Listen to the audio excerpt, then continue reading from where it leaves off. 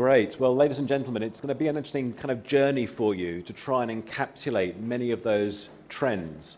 And what I want to share with you is a vision for the future of work that's about the collision between people, place, and technology.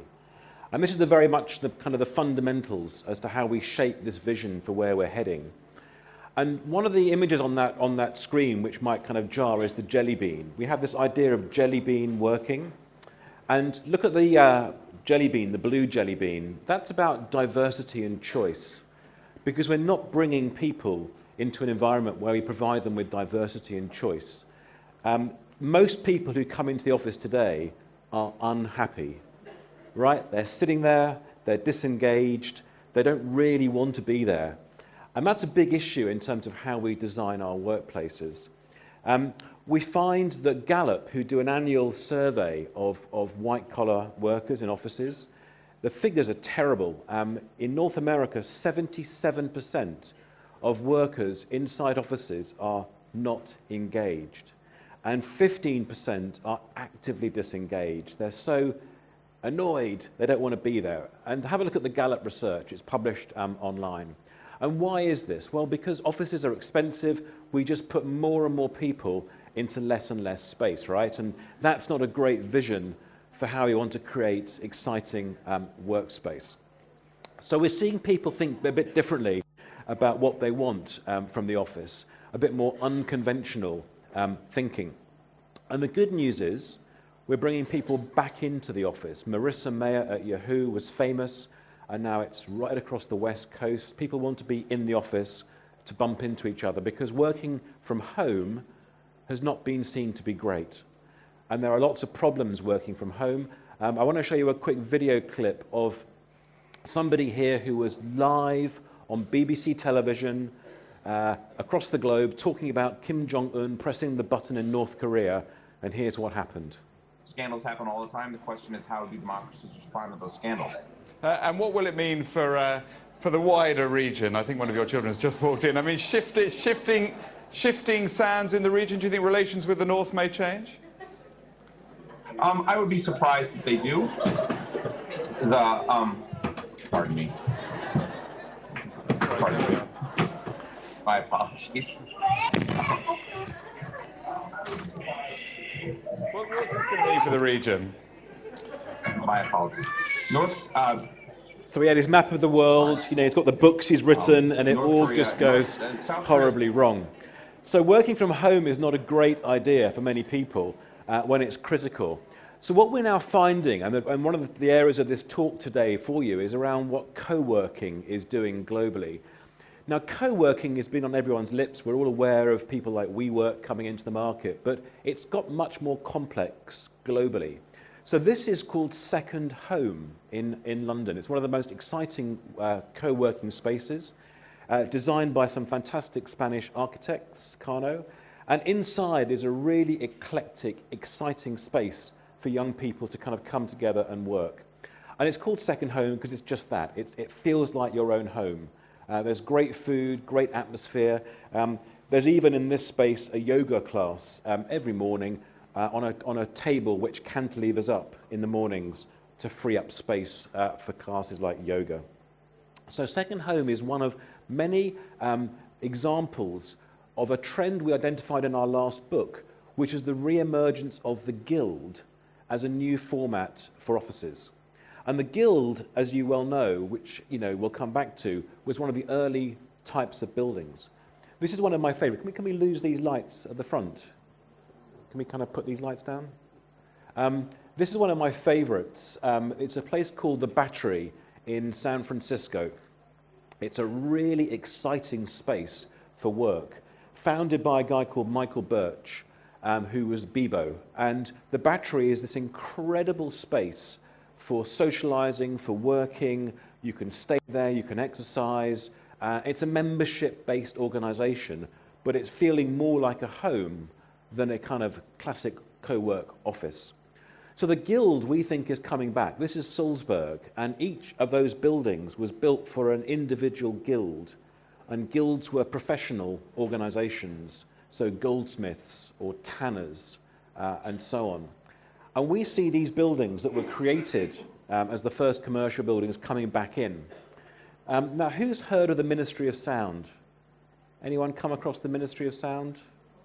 Yeah, it's a music and clubbing brand. The music label's been brought by Sony. And last month, the Ministry of Sound launched their own co-working space.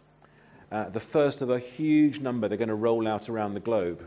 And it's very cool. It's open 24 hours a day, 7 days a week, fully licensed bar, DJs every night, but full workspace aimed at people in the music business, and it's already full.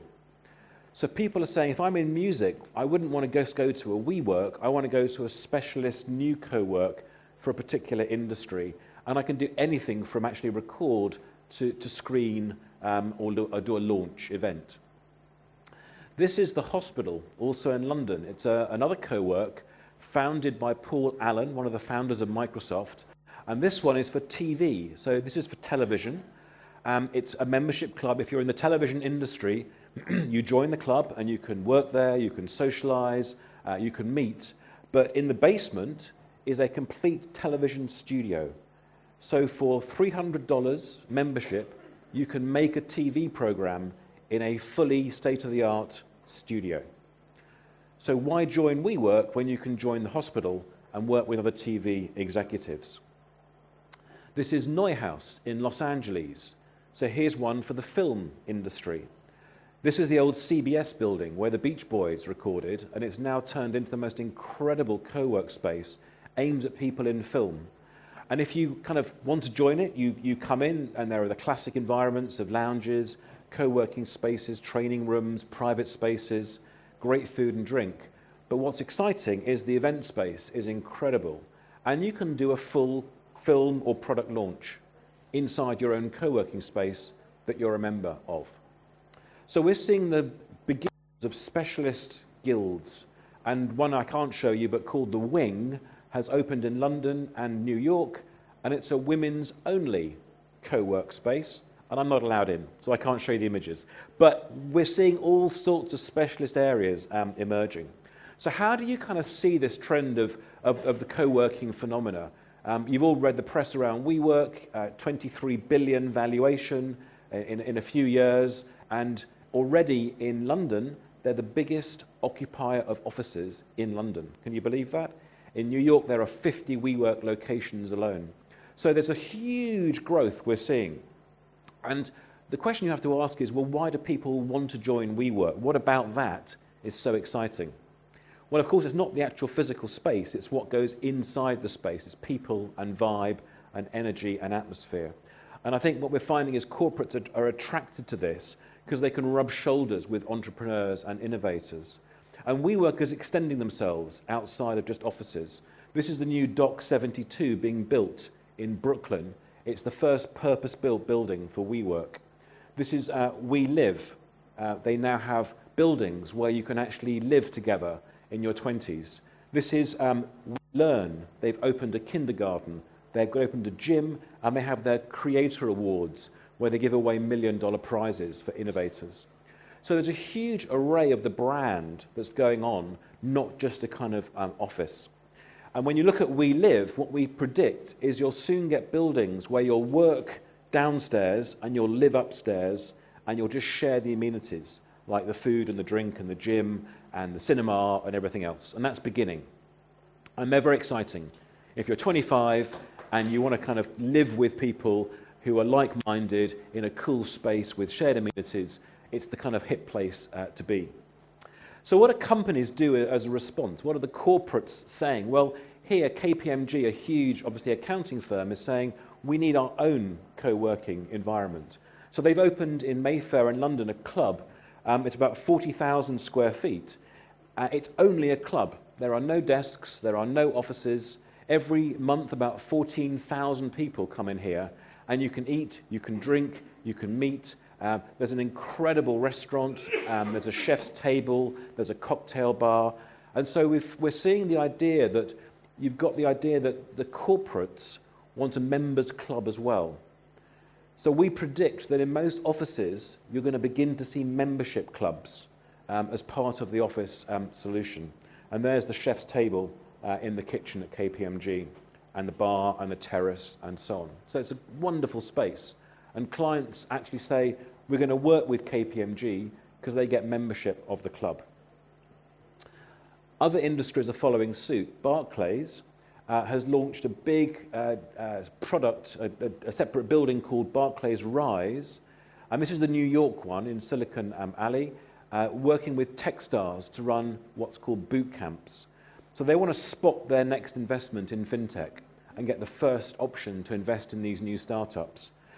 Similarly, Rocket Space, which is the amazing San Francisco startup that is where Uber started, has now come into London, but not in a separate location. They've embedded themselves in an RBS banking building, which is now a digital banking financial workplace with Rocket Space and RBS digital people working side by side. So we're now seeing corporates wanting to inject some of this into their buildings. So buildings themselves are going to change. The first landlords and developers are now pushing up very new buildings with new formats. So the tallest building at the moment going up in London, which for those that don't know it, this middle one here, it's under construction, it'll be home to 10,000 people, one building, and the developers are putting in shared amenities at a huge scale. So all the blue floors are shared between the tenants. And there's an amazing arrival experience, an incredible market, which is kind of food and drink, a bit like Italy in New York, for those that know it. The exchange, a place to meet, the gym, the retreat, well-being and a place for mindfulness, and the club. Some of the stuff I've showed you, membership club, where you can kind of feel belonging. And the arrival experience in a new building will be very different. It'll be activated, it'll be organic, dynamic, incredible experiences as this kind of comes through. And in the gym, can you imagine a climbing wall 50 floors above the streets of London? That's on the inside of the building, I kind of hasten to add, but that's coming quite soon. And therefore, we're seeing the idea of a smart building. So most good buildings in the future will provide an app which lets their users, the tenants people, have an experience they want. So the technology is now really pushing the boundaries. And to kind of end this journey for you, I want to show you a few of the new technologies that we think are going to reshape the world of work in the next 2 or 3 years. And what's interesting to us is that digital dependents, the kind of Gen Z or Gen Z, are coming, and they're the ones that are tech savvy. And they'll begin to demand, as we've heard, a digital workplace. And we heard from Eduardo earlier on that Fortnite has kind of taken over the lives of the average 14, 15-year-old. 120-odd million people playing Fortnite and engaging in different ways to connect and communicate. And therefore, the rise of the expectation of robotics and AI is really exciting or frightening. And we heard from Matthias, but look at the figures from Davos as to when robots will take over functions and jobs. The next 10 years are going to be remarkable with the rise of AI and robotics and the replacement of human beings in a whole range of things, not just driving a truck, but writing an article, running a race. Who would have thought we'll be competing against robots for marathons? So there we go. And what's going on, of course, is that the pioneers are pushing the boundaries. Amazon has now launched Amazon Go in Seattle. It's the first shop in the world where there are no people to serve you or to take your money. So you walk in, it recognizes you with biometrics and your app on your phone, the Amazon Prime app. You take anything you want off the shelf, you put it in your bag, and you walk out. And it just knows what you've taken because of all the cameras, and you just get billed to your Amazon account. And it's live, and it's working. And Amazon, I think you'll find, will push more and more innovation into the workplace now in the next few years. It's the first trillion-dollar business, and Apple's up there with it. But Amazon is now launching, this year, Alexa for work, for the office. So this is the first Alexa in the office. And the vision is that they'll be all over the office, and you'll just begin to talk to them to ask them to do things. And we're seeing more and more of this. This is the new Bose shoulder. So Bose, the headphone makers, have launched the shoulder. It just sits, it's almost feather light and sits on your shoulder, and you can just talk at it, and it will implement your commands through Siri, Cortana, and so on. And it will play you music and answer the phone and a whole range of things. But the implication of this idea of the voice user interface or voice in the office will now challenge open plan offices and acoustics. So there's a big issue as we start talking at work as to what we do with offices with acoustics. We're also seeing a huge rise in robots, especially in Japan. This is the MasterCard Cafe, and Pepper here is just a really persuasive, kind of quite friendly robot.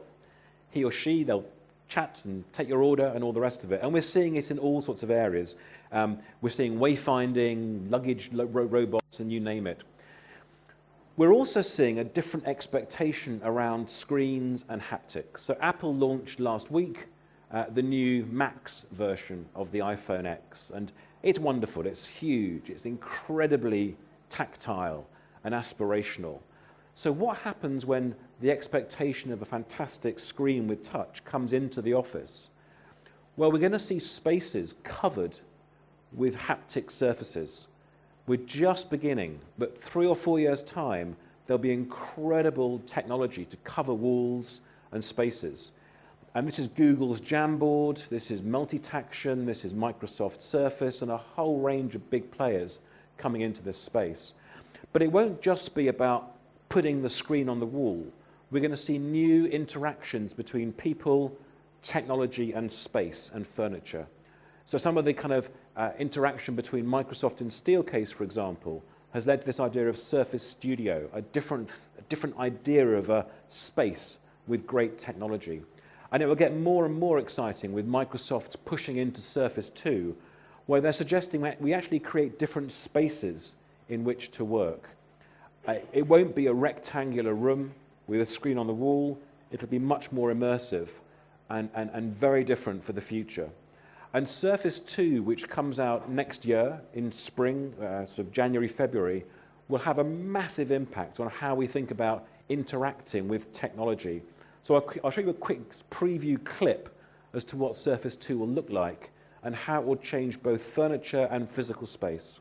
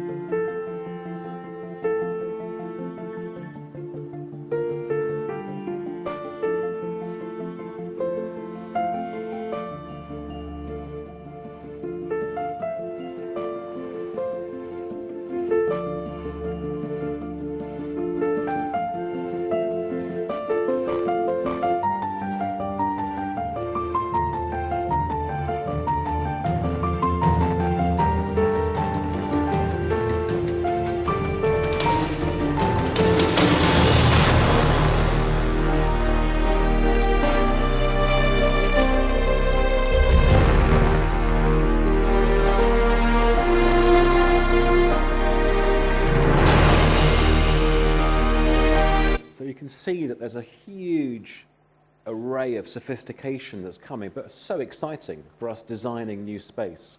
You know, have a video conference where you see the entire person and you chat to them as if they're standing in front of you, as opposed to the very boring teleconferencing rooms that we build today. So finally for you, one of my favorite new buildings is the Salesforce Tower in San Francisco that's just opened. It's another great example of how technology is allowing us to transform experience. And this is the lift lobby in the base of the Salesforce Tower with a complete wraparound LED display that covers the entire lift lobby. including speakers and sound for the experience. And as this technology comes out of China and just the prices plummet, you can in fact cover entire walls with LED and other technologies to change the experience. And I'll show you my favorite image from Salesforce Tower in this last video.